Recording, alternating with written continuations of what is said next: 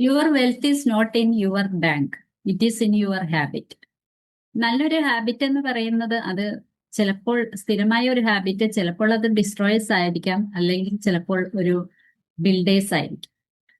രണ്ട് രീതിയിലാവാം. ഒന്ന്, ചിലപ്പോൾ നമ്മളുടെ ചില ഹാബിറ്റുകൾ നമ്മളെ നശിപ്പിച്ചുകൊണ്ടിരിക്കുകയായിരിക്കും, അല്ലെങ്കിൽ ചില ഹാബിറ്റുകൾ സൈലന്റ് ആയിട്ടുള്ള ബിൽഡേഴ്സ് ആയിരിക്കും. നമ്മുടെ ഒരു വെൽത്ത് ക്രിയേഷനോ അങ്ങനെയുള്ള കാര്യങ്ങൾ നമ്മുടെ ബെനിഫിറ്റിന് വേണ്ടിയിട്ടുള്ളതായിരിക്കാം.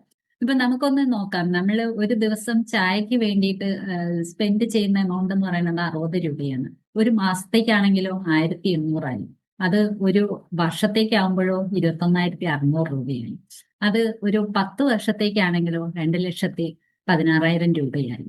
ഒന്ന് ആലോചിച്ച് നോക്കൂ, നമ്മൾ വെറുതെ ചായ കുടിച്ച് കളയുന്ന പൈസയുടെ കണക്കാണ് ഈ കേൾക്കുന്നത്.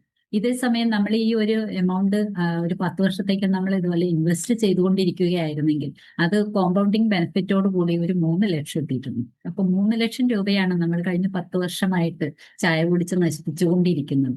ഒന്ന്, പല ആളുകളും പറയുന്ന ഫിനാൻഷ്യലി ഭയങ്കര സ്ട്രഗിൾ ആണ്, കാശിന് ഭയങ്കര ബുദ്ധിമുട്ടാണ്. ഈ ഒരു കണക്ക് നോക്കിയാൽ മാത്രം മതി നമ്മൾ സ്പെൻഡ് ചെയ്യുന്ന ഈ കണക്ക്. ഒരു നേരത്തെ ചായ ഉപേക്ഷിച്ചുകൊണ്ടാണെങ്കിൽ പോലും 10 വർഷം കൊണ്ട് നമുക്ക് 3 ലക്ഷം രൂപ ഉണ്ടാക്കാമായിരുന്നു അല്ലേ?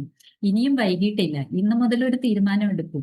നമുക്ക് നാളേക്ക് വേണ്ടിയിട്ട് ഒരു നേരത്തെ ചായ നമുക്ക് ഉപേക്ഷിക്കാം. 10 വർഷത്തേക്ക് അതൊന്ന് ഇൻവെസ്റ്റ് ചെയ്ത് നോക്കൂ. കോമ്പൗണ്ടിങ് ബെനിഫിറ്റോട് കൂടി നമ്മളുടെ ഫാമിലിയെ നമുക്ക് പ്രൊട്ടക്ട് ചെയ്യാനായിട്ട് സാധിക്കും. കൂടുതൽ വിവരങ്ങളുമായി അടുത്ത വീഡിയോയിൽ കാണും വരെ ടേക്ക് കെയർ.